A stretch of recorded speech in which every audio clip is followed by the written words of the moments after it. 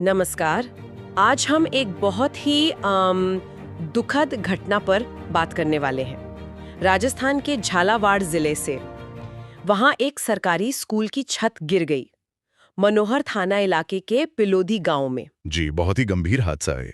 हाँ, हमारे पास इसकी एक शुरुआती न्यूज़ रिपोर्ट है, तो हम देखेंगे कि रिपोर्ट क्या बताती है, क्या हुआ था उस वक्त और क्या सवाल उठ रहे हैं। और ये रिपोर्ट घटना के फौरन बाद की स्थिति दिखाती है, तो शुरुआती रिएक्शंस और हालात पता चलते हैं। बिल्कुल।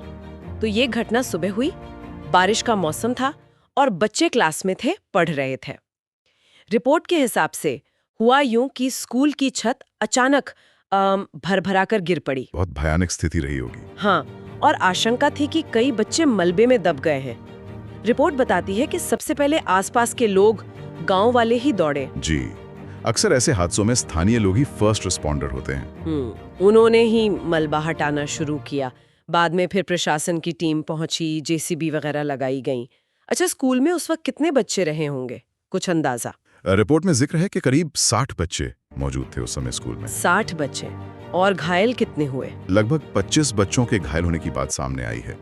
उन्हें पास के ही कम्युनिटी हेल्थ सेंटर ले जाया गया। और जिन्हें ज्यादा चोटें थीं? उन्हें फिर जिला अस्पताल भेजा गया, झालावाड़। माहौल तो जाहिर है काफी अफरा तफरी और डर का था वहाँ। हाँ, तस्वीरें भी यही बता रही थीं। यहाँ ये जानना भी जरूरी है, जैसा रिपोर्ट इशारा करती है, कि ये गांव कहाँ है। पिलोदी गांव जो है वो हेडक्वार्टर्स से काफी दूर है। अच्छा, कितना दूर होगा? करीब 100 किलोमीटर, और बिल्कुल मध्य प्रदेश बॉर्डर के पास। तो ऐसे रिमोट एरिया में मदद पहुंचने में भी वक्त लगता है। सही बात है।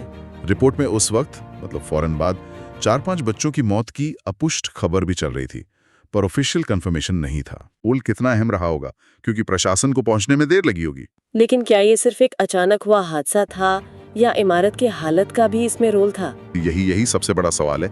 रिपोर्ट साफ तौर पर कहती है कि स्कूल की बिल्डिंग बहुत पुरानी थी, जर्जर हालत में थी। अच्छा।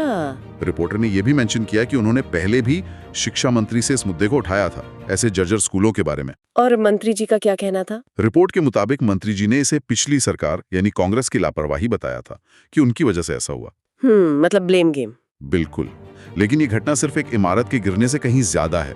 ये एक सिस्टमिक प्रॉब्लम की तरफ इशारा करती है। सिस्टमिक प्रॉब्लम मतलब? स्कूलों का जो इंफ्रास्ट्रक्चर है, खासकर ग्रामीण इलाकों में, उसकी अनदेखी। रिपोर्ट में यह भी लिखा है कि प्रिंसिपल लोग अक्सर लिखकर भेजते हैं कि बिल्डिंग ठीक नहीं है, खतरा है, लेकिन कार्रवाई नहीं होती। हाँ, अक्सर उन चेतावनियों पर ध्यान नहीं दिया जाता। और फिर मॉनसून में जब खतरा और बढ़ जाता है, तब ऐसे हादसे हो जाते हैं। जैसा रिपोर्टर ने कहा, यह चैनल पहले भी यह मुद्दा उठा चुका है। तो ये दिखाता है कि शायद खतरे का अंदेशा तो था।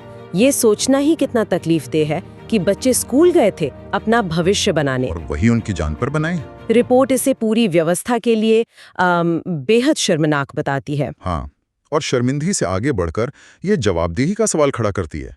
सीधी बात है, कौन जिम्मेदार है इसके लिए? क्या सरकार, शिक्षा विभाग या लोकल अधिकारी? यही सवाल रिपोर्ट ने घटना के तुरंत बाद उठाया। ये सिर्फ मुआवजा देने या मुरम्मत करने की बात नहीं है। ये सवाल है कि ऐसा दोबारा ना हो, इसके लिए क्या किया जाएगा।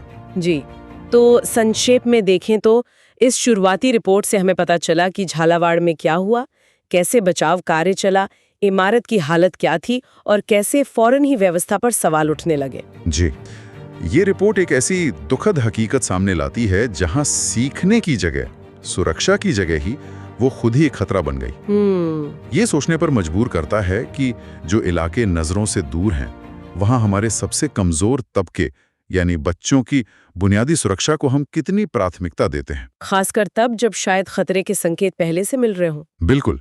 क्या हम उन चेतावनियों को सुनने और उन पर एक्शन लेने के लिए तैयार हैं, जो शायद ऐसी त्रासदियों को रोक सकती हैं? ये एक बड़ा सवाल है जो ये रिपोर्ट छोड़ जाती है।